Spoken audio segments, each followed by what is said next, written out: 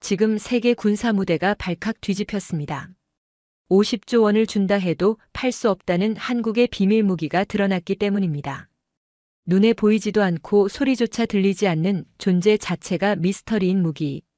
유럽과 미국은 불가능하다며 비웃었지만 단 30초 만에 수십 대의 드론이 증발하는 장면이 공개되자 모두 얼어붙었습니다.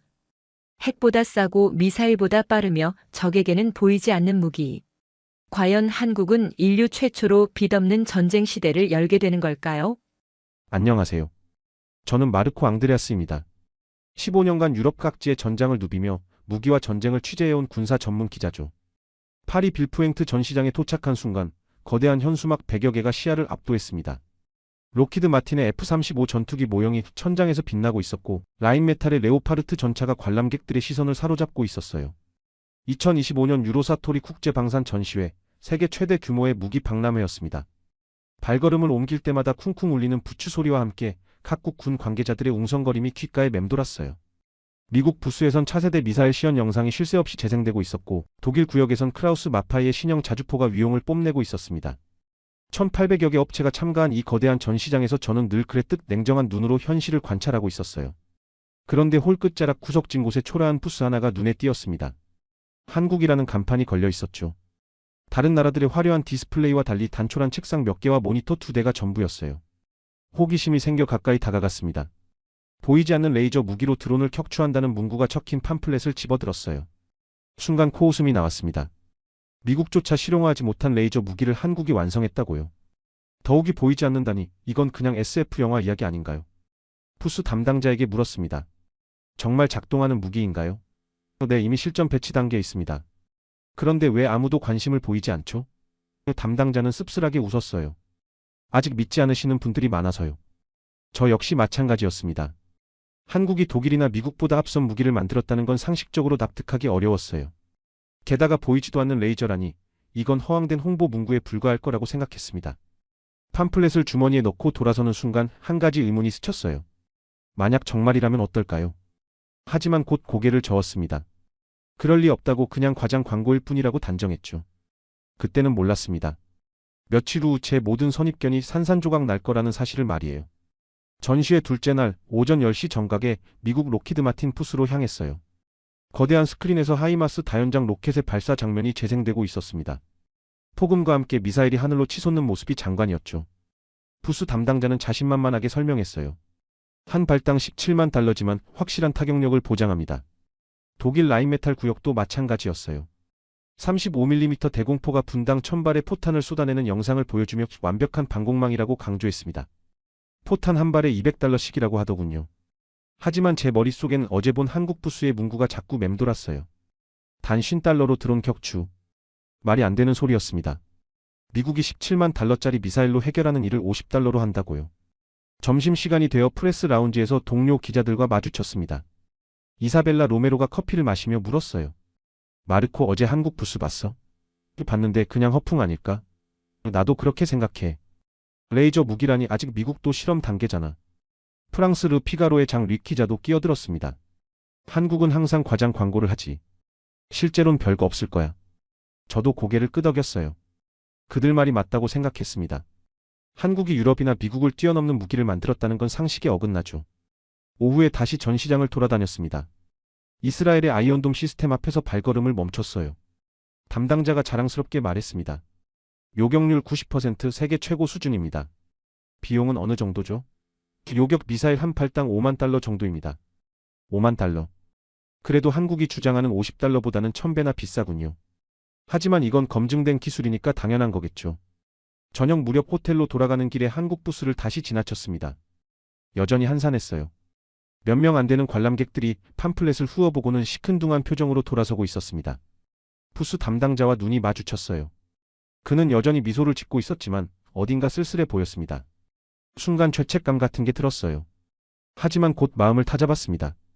기자는 감정이 아니라 사실로 판단해야 하니까요. 방으로 돌아와 노트북을 켰습니다. 오늘 취재한 내용을 정리하며 한국 부스에 대한 언급을 어떻게 할지 고민했어요. 아예 빼버릴까 했지만 그래도 언급은 해야겠더군요. 한국 업체들도 참가했지만 아직 검증되지 않은 기술들을 내세우며 주목받지 못하고 있다고 썼습니다. 냉정하지만 공정한 평가라고 생각했어요. 키보드를 치다 말고 창밖을 바라봤습니다. 파리의 밤하늘이 어둠 속에서 반짝이고 있었어요. 문득 이런 생각이 들었습니다. 만약 한국의 주장이 사실이라면 어떨까요? 하지만 곧 고개를 저었어요. 그럴 리 없다고, 그건 그냥 홍보 문구일 뿐이라고 다시 한번 확신했습니다. 전시회 셋째 날 오전 예상치 못한 일이 벌어졌어요. 호텔 로비에서 아침 커피를 마시고 있는데 한국인 여성이 제게 다가왔습니다. 30대 초반으로 보이는 깔끔한 정장 차림의 여성이었죠. 자신 있는 걸음걸이와 또렷한 눈빛이 인상적이었어요. 마르코 앙드레아스 기자님이시죠? 저는 윤세아입니다. 한국의 국방과학연구원에서 왔어요. 영어가 유창했습니다. 악수를 나누며 그녀의 단단한 손을 느꼈어요. 실험실에서 직접 연구하는 사람의 손이었죠. 어제 저희 부스를 방문해 주셨더군요. 혹시 시간 되시면 잠깐 이야기를 나눴으면 해서요. 솔직히 말해 귀찮았습니다. 또 허황된 홍보를 듣고 싶지 않았거든요. 하지만 기자로서 최소한의 예의는 지켜야겠더군요. 좋습니다. 하지만 시간이 많지 않아요. 카페 한 구석 테이블에 앉았습니다. 윤세아는 태블릿을 꺼내며 차분하게 말을 시작했어요.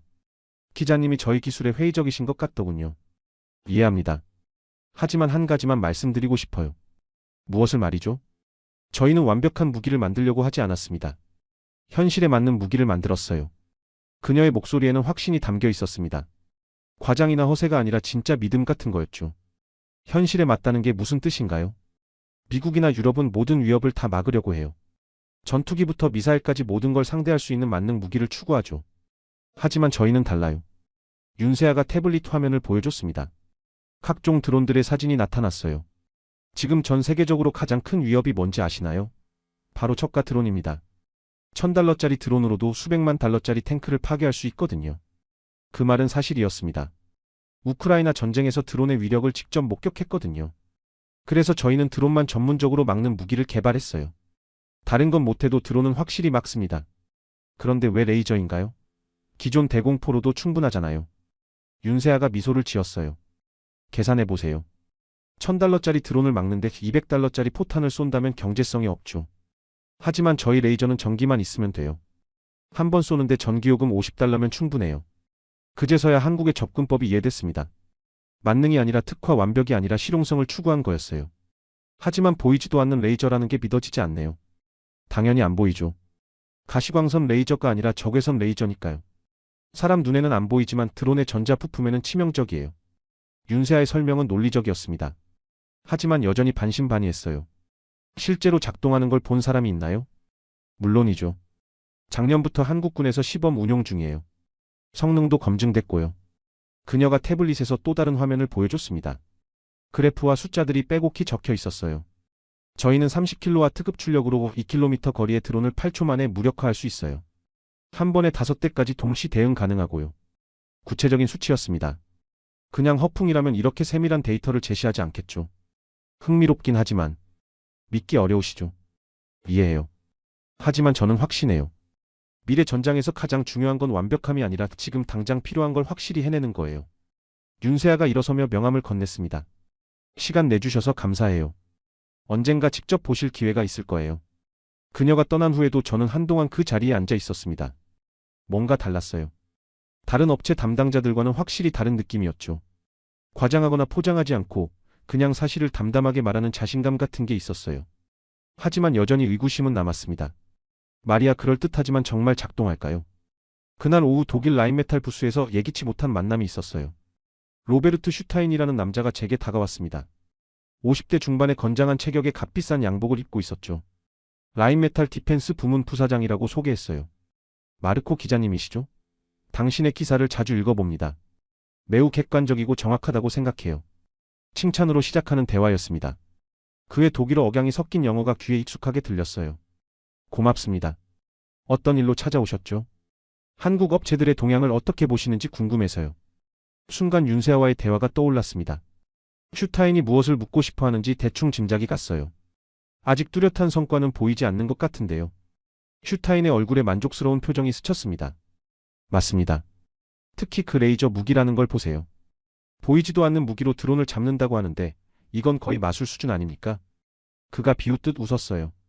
동시에 몇 명의 유럽 기자들이 우리 주변으로 모여들기 시작했습니다. 실제로는 실험실에서나 가능한 이야기죠. 실전에선 전혀 다르거든요. 프랑스 기자장 릭이 끼어들었습니다. 맞아요. 날씨만 흐려도 레이저는 무용지물이 되잖아요. 슈타인이 고개를 끄덕였어요. 바로 그겁니다.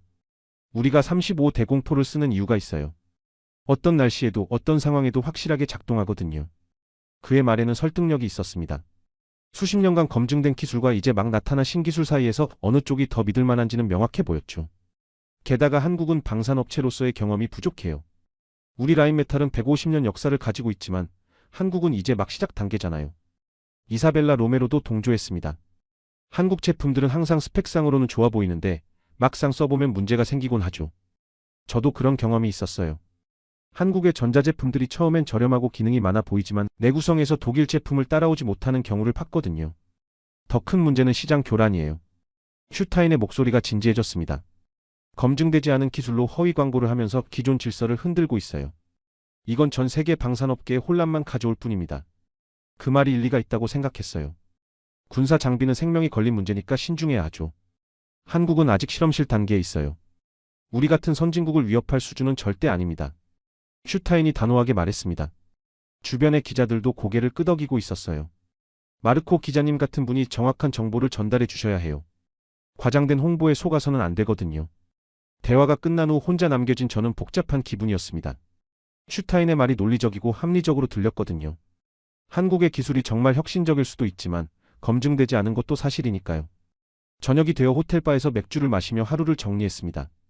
윤세아의 자신감 있는 모습과 슈타인의 냉소적인 분석이 머릿속에서 계속 부딪히고 있었어요. 결국 저는 기존 생각을 유지하기로 했습니다. 한국의 기술은 아직 검증이 필요하고 유럽의 기술이 더 안전하고 확실하다고 말이죠. 하지만 마음 한구석에서는 작은 의문이 계속 꿈틀거리고 있었습니다. 혹시 제가 놓치고 있는 게 있는 건 아닐까요? 전시회 마지막 날 저녁 파리 호텔 방에서 혼란스러운 순간을 맞았어요. 노트북으로 기사 마무리 작업을 하고 있는데 이메일 알림이 떴습니다. 발신자가 익명의 제보자였죠. 제목은 한국 레이저 무기 실제 테스트 영상이었어요. 처음엔 스팸인 줄 알고 지우려다가 호기심이 생겼습니다. 혹시나 해서 열어봤죠. 마르코 기자님께 한국 무기에 대한 진실을 보여드리고 싶습니다. 첨부된 영상을 확인해보세요. 단 출처는 절대 밝히지 말아주세요. 40MB 크기의 동영상 파일이 첨부되어 있었습니다. 마우스 커서가 다운로드 버튼 위에서 망설여졌어요. 이런 익명 제보는 보통 가짜이거나 조작된 경우가 많거든요. 하지만 기자로서 확인은 해봐야겠더군요. 다운로드를 눌렀습니다. 영상이 재생되기 시작했어요. 화질은 그리 좋지 않았고 카메라도 흔들렸습니다. 마치 멀리서 몰래 촬영한 것 같았죠. 배경은 넓은 들판이었어요. 하늘이 잔뜩 흐리고 바람도 꽤 불고 있는 것 같았습니다. 화면 한쪽에는 각종 안테나와 장비들이 설치된 컨테이너 같은 구조물이 보였어요. 테스트 시작합니다. 한국어로 된 음성이 들렸습니다. 영어 자막은 없었지만 분위기상 시작 신호인 것 같았죠. 그때 하늘에서 드론 5대가 나타났습니다. 일반적인 쿼드콥터 형태였어요. 약 1km 정도 떨어진 거리에서 컨테이너 쪽으로 날아오고 있었습니다. 1호기 조준 완료. 다시 한국어 음성이 들렸어요. 하지만 카메라로는 아무것도 보이지 않았습니다. 빛도 레이저도 그 어떤 시각적 효과도 없었죠. 그런데 갑자기 드론 한 대가 뚝 떨어졌습니다. 심장이 쿵 뛰었어요. 총성도 없었고 폭발도 없었습니다. 그냥 조용히 추락했을 뿐이에요. 2호기 무력화. 또 다른 드론이 떨어졌습니다. 이번엔 더 빨랐어요. 3초도 안 걸린 것 같았습니다. 3호기, 4호기 동시 타격. 2대가 거의 동시에 추락했어요. 마지막 한 대도 몇 초 후 같은 운명을 맞았습니다. 총 소요 시간은 18초였습니다. 드론 5대가 18초 만에 모두 무력화됐어요. 그것도 보이지 않는 무기로 말이죠. 영상을 다시 재생했습니다. 혹시 조작 흔적이 있나 자세히 살펴봤어요. 하지만 드론들의 움직임이나 추락 과정이 너무 자연스러웠습니다. CGI로 만들기엔 너무 정교했죠. 세 번째 재생할 때는 소리에 집중했어요. 바람 소리, 장비 작동음, 사람들의 대화 소리까지 모든 게 현실적이었습니다. 노트북 화면을 멍하니 바라보며 앉아 있었어요. 이게 정말 진짜라면 어떻게 되는 거죠? 윤세아가 했던 말들이 모두 사실이었다는 뜻인가요? 하지만 다른 가능성도 있었습니다. 정교하게 조작된 가짜 영상일 수도 있고 아니면 다른 방법으로 드론을 떨어뜨린 걸 수도 있죠. 전파 방해나 해킹 같은 방법으로 말이에요. 핸드폰을 집어들고 윤세아에게 전화를 걸까 생각했습니다. 하지만 번호를 모르잖아요. 게다가 이런 영상의 출처를 묻는 건 제보자와 약속을 어기는 일이기도 했고요. 시계를 보니 밤 11시가 넘었습니다. 내일 아침 독일로 돌아가야 하는데 아무것도 결정하지 못한 채로 시간만 흘러가고 있었어요. 영상을 USB에 복사해 두었습니다. 언젠가 확인할 방법을 찾을 때까지 보관해 두려고 했죠. 침대에 누워서도 계속 생각했어요. 총성도 빛도 없는데 왜 저 드론들이 추락한 걸까요? 정말 보이지 않는 레이저가 존재하는 건가요? 그날 밤 잠을 제대로 이루지 못했습니다. 꿈속에서도 드론들이 조용히 떨어지는 장면이 계속 반복됐어요. 베를린으로 돌아온 지 일주일 후 예상치 못한 연락을 받았어요. 마르코 기자님, 윤세아입니다. 혹시 시간 되시면 개인적으로 만나 뵙고 싶은데요. 윤세아가 독일에 와 있다는 게 놀라웠습니다. 더 놀라운 건 제가 그 영상 때문에 계속 고민하고 있던 차에 연락이 왔다는 거였죠. 베를린 밑에 지역의 조용한 카페에서 만났습니다. 윤세아는 파리에서 봤을 때보다 더 피곤해 보였어요. 출장길이 길었나 봅니다. 갑자기 연락드려서 죄송해요. 하지만 꼭 말씀드리고 싶은 게 있어서요. 무슨 일인가요? 그녀가 주변을 둘러본 후 작은 목소리로 말했습니다. 혹시 저희 기술에 대한 영상을 보신 적 있나요? 심장이 빨리 뛰기 시작했어요. 설마 그 익명 영상을 말하는 건가요? 어떤 영상을 말씀하시는 거죠? 실제 테스트 장면이요. 아마 누군가 몰래 촬영해서 유출했을 거예요. 확실했습니다. 윤세아가 그 영상에 대해 알고 있었어요. 보긴 봤는데 진짜인가요? 윤세아가 깊게 한숨을 쉬었습니다. 네, 진짜예요. 작년 11월 창원 실험장에서 촬영된 겁니다. 보안상 공개하면 안 되는 자료였는데 그녀의 목소리에 걱정이 섞여 있었어요. 그럼 정말 보이지 않는 레이저로 드론을 격추한 건가요? 맞습니다. 적외선 레이저니까 사람 눈에는 안 보이죠. 하지만 효과는 확실해요. 윤세아가 스마트폰을 꺼내 사진 하나를 보여줬습니다. 드론의 내부 부품이 타버린 모습이었어요. 레이저가 드론의 전자회로를 순간적으로 과열시켜서 무력화시키는 거예요. 물리적으로 파괴하는 게 아니라 기능만 정지시키는 거죠. 왜 이런 방식을 선택했나요? 현실적이니까요. 미사일로 드론을 맞추려면 수만 달러가 들지만 전기만 있으면 계속 쏠 수 있어요. 게다가 부수적 피해도 없고요. 윤세아의 설명을 들으니 한국의 접근법이 확실히 달랐습니다. 화려한 폭발이나 파괴가 아니라 조용하고 효율적인 무력화였죠. 하지만 날씨가 나쁘면 레이저가 약해지지 않나요? 물론 영향은 있어요. 하지만 우리가 목표로 하는 건 완벽한 만능이 아니에요. 80% 상황에서 100% 확실하게 작동하는 무기면 충분해요. 그녀가 커피를 한 모금 마시며 계속했습니다. 독일이나 미국은 모든 상황에 대응하려고 해요. 그러다 보니 복잡하고 비싸지죠. 우린 단순하게 접근했어요. 드론만 확실히 막자고. 실제 성능은 어느 정도인가요? 2km 거리에서 8초 내 무력화 동시 5대 대응 가능해요. 한 번 쏘는데 전기료 $50, 유지비는 기존 대공포의 10분의 1 수준이고요. 구체적인 수치들이었습니다. 허풍이라면 이렇게 세밀한 데이터를 제시하지 않겠죠. 그런데 왜 유럽 업체들이 그렇게 반대하는 건가요? 윤세아가 씁쓸하게 웃었어요. 당연하죠. 자신들의 기득권이 위협받으니까요. 수십억 달러 시장이 흔들릴 수 있거든요. 로베르트 슈타인 같은 사람 말인가요? 아시는군요. 네, 그런 분들이 저희를 견제하고 있어요. 검증되지 않았다, 위험하다며 여론을 만들고 있죠. 그 순간 저는 깨달았습니다. 제가 슈타인의 논리에 넘어간 건 아닌지 말이에요. 사실 저도 처음엔 믿기 어려웠어요. 한국이 독일보다 앞선 기술을 만들었다는 게 상식에 맞지 않았거든요. 이해해요. 하지만 때로는 후발주자가 더 혁신적일 수 있어요. 기존 관념에 얽매이지 않으니까요. 윤세아가 일어서며 명함을 하나 더 건넸습니다. 기자님, 완벽보다는 지금 당장 필요한 걸 해결하는 게 더 중요하다고 생각해요. 저희가 추구하는 건 바로 그거예요. 카페를 나서며 저는 혼란스러웠습니다. 윤세아의 말이 설득력 있게 들렸거든요. 하지만 여전히 확신이 서지 않았어요. 그날 밤 다시 그 영상을 봤습니다. 이번엔 다른 관점에서 보려고 노력했어요. 혹시 제가 놓친 디테일은 없을까요? 윤세아와 만난 지 사흘 후 이상한 일이 연속으로 벌어지기 시작했어요. 베를린 사무실에서 오후 업무를 보고 있는데 접수 직원이 말했습니다. 마르코 방문객이 있어요. 왕웨이라는 분인데 컨설턴트라고 하네요. 처음 듣는 이름이었습니다. 약속도 잡지 않았는데 갑자기 찾아온 거죠. 호기심이 생겨 만나보기로 했어요. 40대 초반의 동양인 남성이었습니다. 값비싼 정장에 금태 안경을 쓰고 있었죠. 명함을 건네며 유창한 영어로 자기소개를 했어요. 저는 글로벌 기술 컨설팅을 하고 있습니다. 특히 아시아 신기술 동향에 관심이 많죠. 어떤 일로 찾아오셨나요? 왕웨이가 주변을 둘러본 후 조용히 말했습니다. 최근에 한국 방산 기술에 대한 기사를 준비하고 계시다고 들었는데요. 누가 그런 얘기를 했는지 궁금했습니다. 저는 아직 아무에게도 한국 무기에 대한 기사 계획을 밝힌 적이 없었거든요. 어디서 그런 정보를 얻으셨죠? 업계가 좁아서 소문이 돌더군요. 그래서 도움을 드릴까 해서 왔습니다. 왕웨이가 가방에서 태블릿을 꺼냈어요. 제가 가진 자료들을 보시죠. 한국 기술의 실제 한계점들을 정리해뒀습니다. 화면에 나타난 건 한국 레이저 무기의 약점들을 분석한 보고서였어요. 날씨에 취약하다, 사거리가 제한적이다, 동시 대응 능력이 과장됐다는 내용이었습니다. 이 자료들은 어디서 구한 건가요? 다양한 루트가 있죠. 중요한 건 정확한 정보를 제공하는 거예요. 뭔가 석연치 않았습니다. 너무 자세하고 구체적인 자료들이었거든요.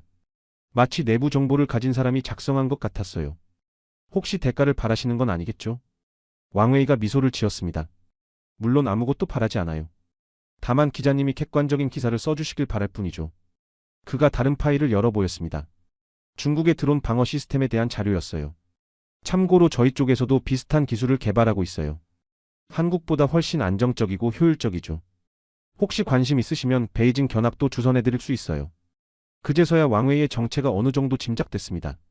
중국과 연결된 사람이었던 거죠. 기자님, 14억 인구의 중국 시장이 열릴 수 있어요.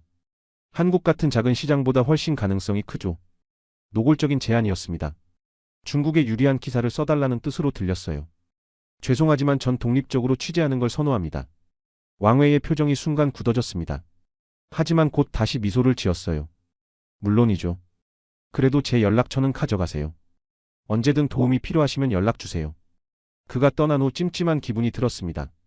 뭔가 거대한 이해관계 한가운데 서 있는 느낌이었어요. 그날 저녁 집에 도착하니 또 다른 이메일이 와 있었습니다. 마르코 기자님께 경고합니다. 한국 기술에 대한 잘못된 정보에 현혹되지 마세요. 당신의 명성에 먹칠을 하고 싶지 않다면 신중하게 행동하세요. 발신자는 역시 익명이었습니다. 협박에 가까운 내용이었죠. 핸드폰을 확인하니 윤세아에게서 메시지가 와 있었어요. 기자님, 최근 연구소 주변에 수상한 사람들이 나타나고 있어요. 혹시 이상한 접촉을 받으시면 조심하세요. 모든 게 연결되고 있었습니다. 한국의 기술을 둘러싸고 보이지 않는 전쟁이 벌어지고 있는 거였어요. 그날 밤 잠자리에 누워서도 계속 생각했습니다. 단순한 기술 취재인 줄 알았는데 훨씬 복잡한 상황에 휘말린 것 같았어요. 창밖을 보니 검은 세단 한 대가 며칠째 같은 자리에 주차되어 있었습니다. 우연일까요? 아니면 윤세아로부터 예상치 못한 제안을 받은 건 왕웨이를 만난 지 일주일 후였어요. 기자님, 혹시 한국에 오실 수 있나요? 실제 시연을 직접 보여드리고 싶어서요. 전화 너머 윤세아의 목소리는 진지했습니다. 갑자기 왜 그런 결정을 하신 거죠? 최근 여러 가지 일들이 있었거든요. 더 이상 숨길 필요가 없다고 판단됐어요. 3일 후 저는 인천공항에 도착했습니다. 윤세아가 직접 마중 나와 있었어요. 공항에서 창원까지 가는 3시간 동안 그녀는 많은 이야기를 해줬습니다. 사실 저희 기술에 대한 해외 스파이 시도가 계속 있었어요. 중국, 러시아, 심지어 몇몇 유럽 국가들까지요.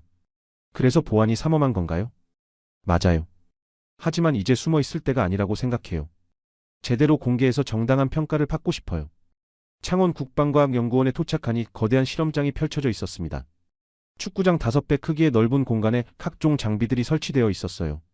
정태호 연구원이 안내를 맡았습니다. 보안 담당자답게 긴장한 표정이었죠.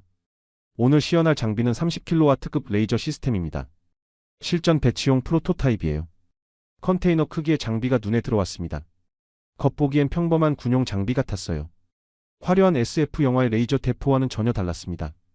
겉으로 봐서는 특별해 보이지 않네요. 그게 포인트예요. 저기 봐도 뭔지 모르게 만들었거든요. 윤세아가 설명했습니다. 이제 시작하겠습니다. 목표물은 2km 지점에 드론 5대예요. 하늘을 올려다보니 멀리서 드론들이 날아오고 있었습니다. 마치 그날 봤던 영상과 똑같은 상황이었어요. 1호기 조준 완료. 조작실에서 목소리가 들렸습니다. 하지만 여전히 아무것도 보이지 않았어요. 빛도 소음도 없었습니다. 그런데 드론 한 대가 갑자기 기우뚱하더니 추락했습니다. 심장이 쿵 뛰었어요. 영상으로 봤을 때와는 완전히 다른 충격이었습니다. 직접 눈으로 보니 더 믿기 어려웠거든요. 2호기 타격. 두 번째 드론도 같은 운명을 맞았습니다. 이번엔 5초도 안 걸렸어요. 3호기, 4호기 동시 공격. 두 대가 거의 동시에 떨어졌습니다. 마지막 드론도 몇 초 후 무력화됐어요. 전체 소요 시간은 22초였습니다. 드론 5대가 22초 만에 모두 침묵했어요. 그 과정에서 폭발도 연기도 그 어떤 시각적 효과도 없었습니다. 어떻게 가능한 거죠? 제 목소리가 떨리고 있었어요. 적외선 레이저가 드론의 전자 부품을 순간적으로 과열시켜요. 마치 전자레인지에서 음식이 익는 것과 비슷한 원리죠. 윤세아가 차분하게 설명했습니다. 빛은 보이지 않지만 에너지는 강력해요. 2km 떨어진 목표물도 정확히 타격할 수 있어요. 추락한 드론을 회수해서 보여줬습니다. 외관상으론 멀쩡해 보였지만 내부 회로가 완전히 타버려 있었어요. 이게 한 번 쏘는데 드는 비용이 $50라고요? 전기료만 계산하면 그래요. 미사일 한 발이 수만 달러인 걸 생각하면 혁신적이죠. 정태호 연구원이 추가 설명을 했어요. 게다가 탄약 보급도 필요 없어요. 전력만 공급되면 계속 사용할 수 있거든요. 그 순간 저는 완전히 압도당했습니다. 이건 단순한 무기가 아니라 패러다임의 전환이었어요. 미사일과 포탄의 시대가 끝나고 에너지 무기의 시대가 시작되는 순간을 목격한 거였습니다. 빛은 보이지 않지만 힘은 누구보다 강렬하군요. 제가 중얼거렸더니 윤세아가 만족스러운 표정을 지었어요. 바로 그거예요. 조용하지만 확실한 힘, 그게 저희가 추구한 거예요. 실험장을 떠나며 저는 완전히 다른 사람이 된 기분이었습니다. 모든 편견과 선입견이 산산조각 난 거죠. 한국이 정말로 세계를 놀라게 할 기술을 완성한 거였어요. 창원에서 돌아온 지 한 달 후 세상이 완전히 달라졌어요. 제가 쓴 기사 보이지 않는 혁명. 한국의 레이저 무기가 바꾸는 미래 전장이 전 세계에 파장을 일으켰습니다. 독일 슈피겔 질면에 실렸고 CNN과 BBC에서도 인터뷰 요청이 쏟아졌어요. 가장 먼저 반응한 건 미국이었습니다. 펜타곤에서 한국 정부의 기술 협력을 제안했다고 들었어요. 록히드 마틴과 레이시온 같은 거대 방산 업체들도 줄을 섰다더군요. 마르코, 정말 놀라운 기사였어요. 이사벨라 로메로가 전화로 말했습니다. 당신이 맞았네요. 우리가 모두 과소평가했던 거죠. 유럽 업계의 반응은 극명하게 갈렸습니다. 일부는 한국과의 협력을 모색했지만 로베르트 슈타인 같은 사람들은 여전히 저항하고 있었어요. 이건 일시적 유행일 뿐이다. 실전에서는 검증된 기술이 승리할 것이다.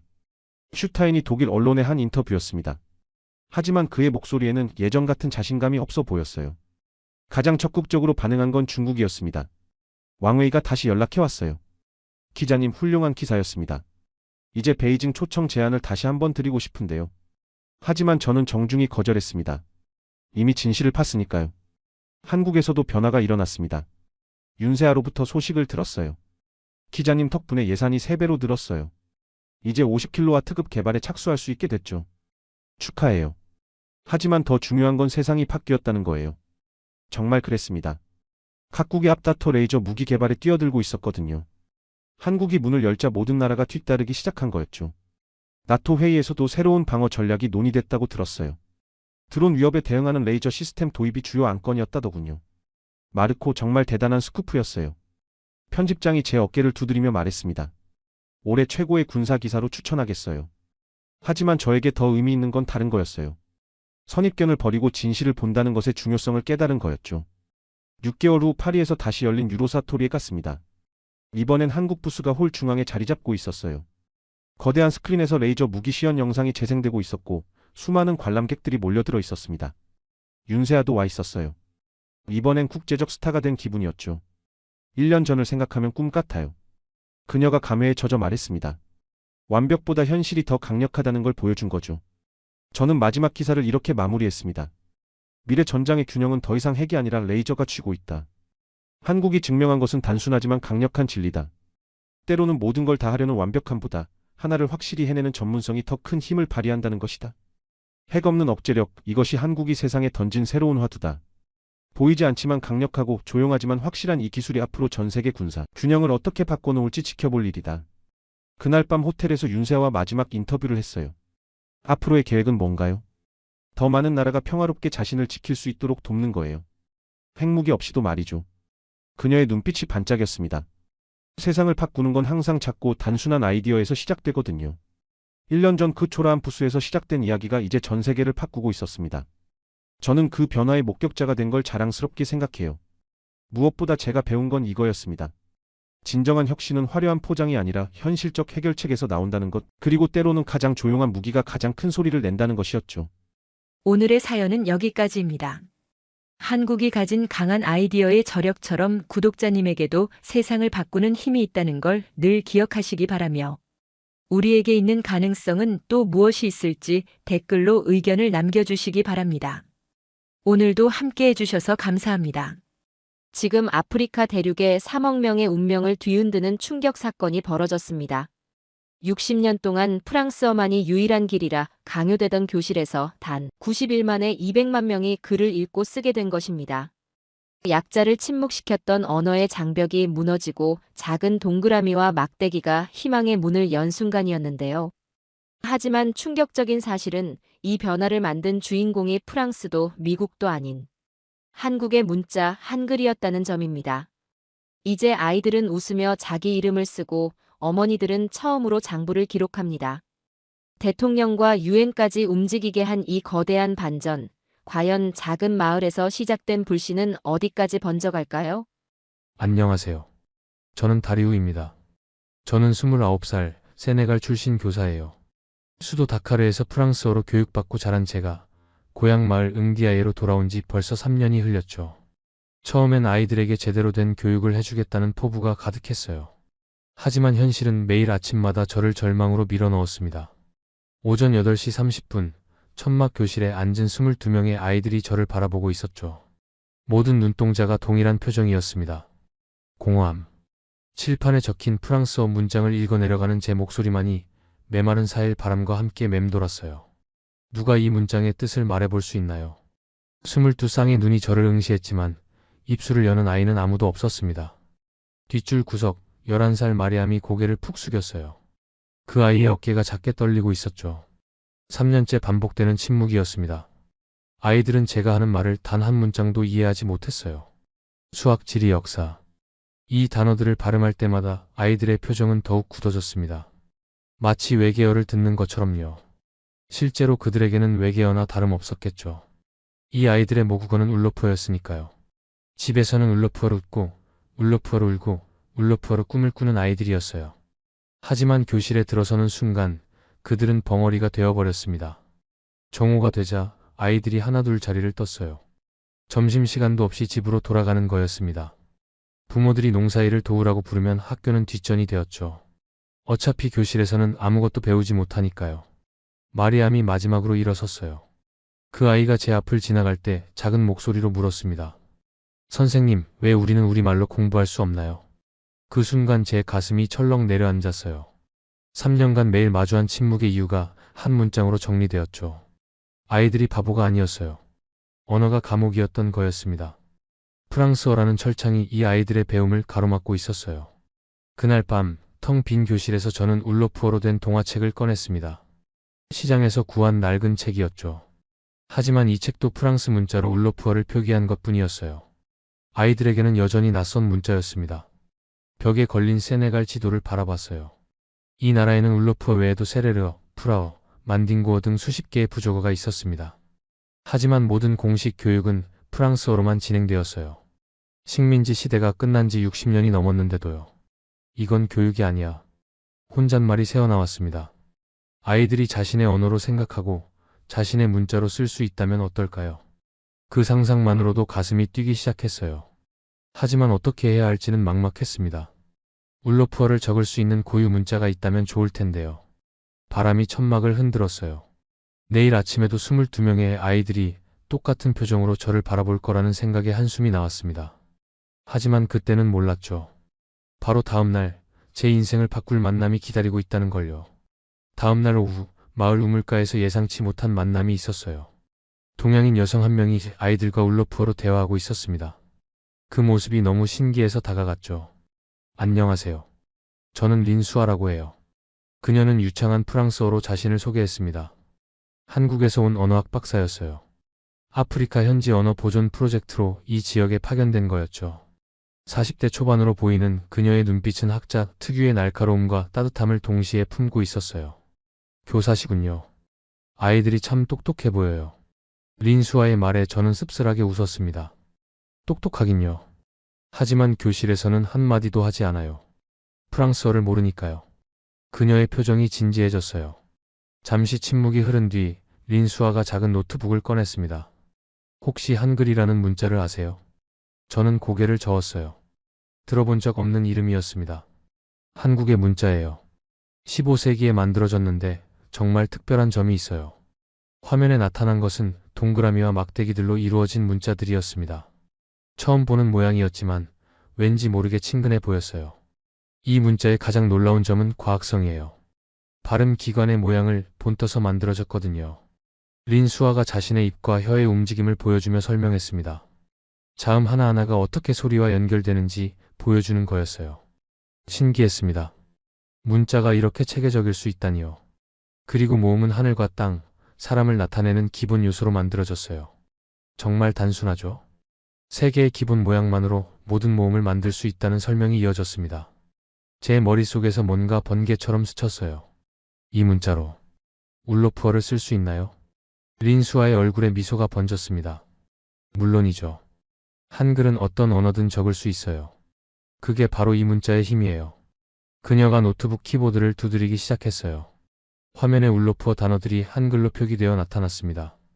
아마 야우나누. 제가 매일 듣는 아이들의 말이 저 낯선 문자로 적혀 있는 게 신기했어요. 보세요. 이렇게 간단해요. 린수아가 종이에 직접 써보이기 시작했습니다.